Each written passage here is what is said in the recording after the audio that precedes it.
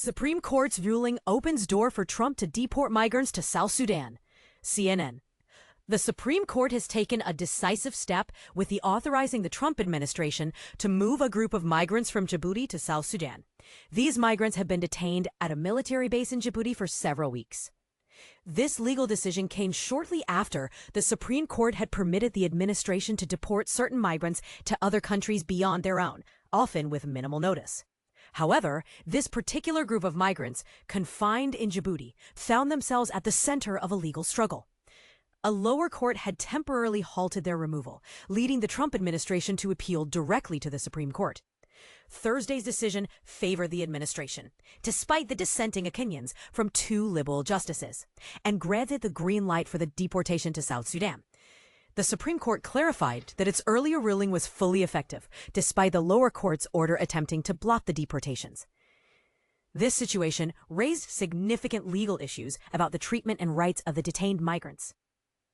A federal judge in Massachusetts had determined that the Supreme Court's previous ruling did not apply to 8 migrants in Djibouti because their legal processes had been protected by a separate court order not challenged by the administration.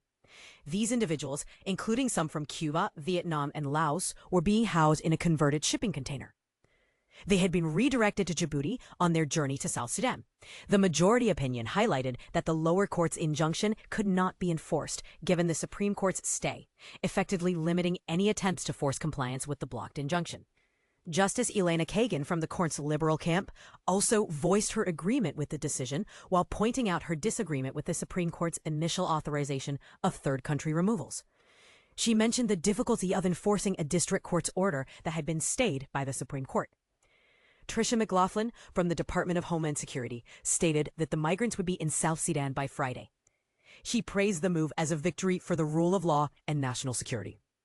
Attorney General Pamela Bondi also welcomed the Supreme Court's decision, criticizing the lower court's actions as overreach and praising the role of the Department of Justice attorneys in supporting the administration's efforts.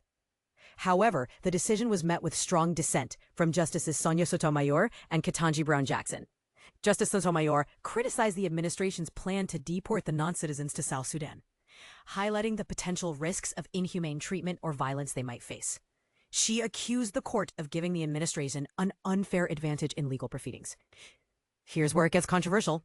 While some argue that the administration's decisive deportation policy is crucial for national security, others consider it a breach of international human rights laws and protections against torture that the U.S. has ratified. What do you think?